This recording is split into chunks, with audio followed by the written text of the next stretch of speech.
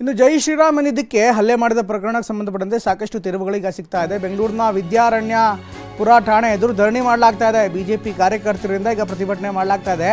ಜೈ ಶ್ರೀರಾಮ್ ಅಂತ ಘೋಷಣೆ ಕೂಗಿದ್ದಕ್ಕೆ ಸಾಕಷ್ಟು ವಿವಾದವಾಗಿತ್ತು. ಕೆಲವೊಂದಿಷ್ಟು ಕಿಡಿಗೇಡಿಗಳು ಜೈ ಶ್ರೀರಾಮ್ ಘೋಷಣೆ ಕೂಗಿದವರನ್ನ ಅಡ್ಡ ಹಾಕಿ ಅವರನ್ನು ಪ್ರಶ್ನೆ ಮಾಡಿದ್ರು. ಈಗ ಠಾಣೆ ಎದುರು ಬಿಜೆಪಿ ಕಾರ್ಯಕರ್ತರು ಪ್ರತಿಭಟನೆಯನ್ನು ಮಾಡ್ತಾ ಇದ್ದಾರೆ.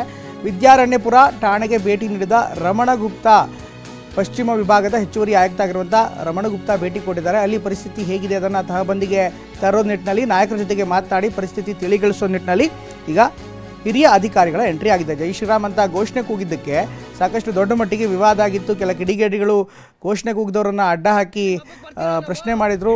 ಇದು ಸಾಕಷ್ಟು ದೊಡ್ಡ ಮಟ್ಟಿಗೆ ಚರ್ಚೆ ಆಗಿತ್ತು. ಬಳಿಕ ದೂರು ದಾಖಲಾದಂಥ ಹಿನ್ನೆಲೆಯಲ್ಲಿ ಈಗ 4 ಬಂಧಿಸಲಾಗಿದೆ. ಅಪ್ರಾಪ್ತರು ಸೇರಿ ಒಟ್ಟು 4 ಬಂಧಿಸಲಾಗಿದೆ.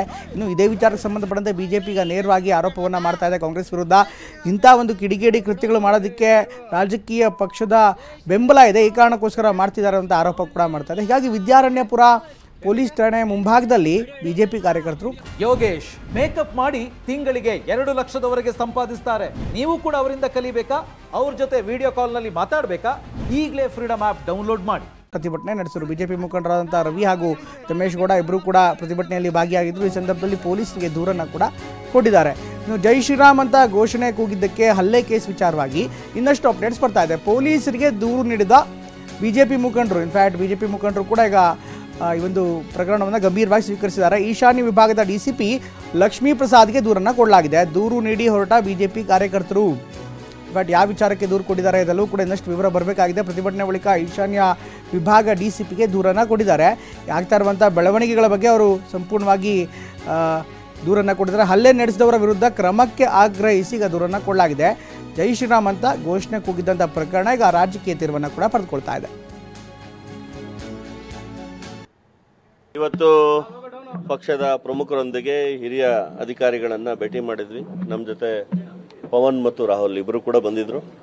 ನಡೆದಂಥ ಘಟನೆಯನ್ನು ಸಂಪೂರ್ಣವಾಗಿ ಅವರಿಗೆ ವಿವರಣೆಯನ್ನು ಕೊಟ್ಟರು, ಏನಾಯಿತು ಏನು ಅಂತ.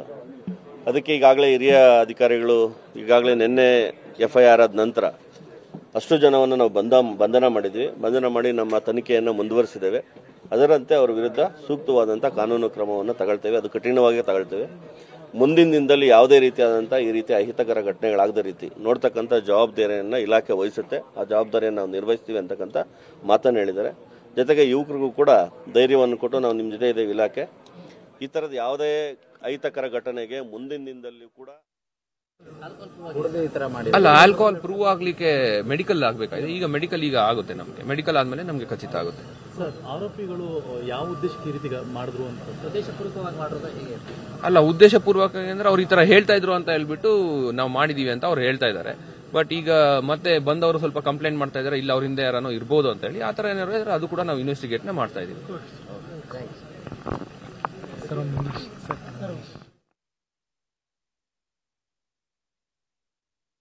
ವಿದ್ಯಾರಣ್ಯಪುರ ಪೊಲೀಸ್ ಠಾಣೆ ಮುಂಭಾಗದಲ್ಲಿ ಕಂಡುಬಂದಂಥ ದೃಶ್ಯ. ಅಫ್ಕೋರ್ಸ್ ಈಗ ಬಿಜೆಪಿ ನಾಯಕರು ಪ್ರತಿಭಟನೆಯನ್ನು ಮಾಡ್ತಿದ್ದಾರೆ. ಅದಕ್ಕೆ ಪ್ರತಿಯಾಗಿ ಅವರು ದೂರನ್ನು ಕೂಡ ಕೊಟ್ಟಿದ್ದಾರೆ. ಯಾರು ಹಲ್ಲೆ ಮಾಡಿದ್ದಾರೆ ಅದಕ್ಕೆ ಸಂಬಂಧಪಟ್ಟಂತೆ ಗಂಭೀರವಾದಂಥ ತನಿಖೆ ಆಗಬೇಕು ಅಂತ ಈಗ ಬಿಜೆಪಿ ಮುಖಂಡರು ಅವರ ಕಡೆಯಿಂದಲೂ ಕೂಡ ಒಂದು ದೂರನ್ನು ಸಲ್ಲಿಕೆ ಮಾಡಿದ್ದಾರೆ.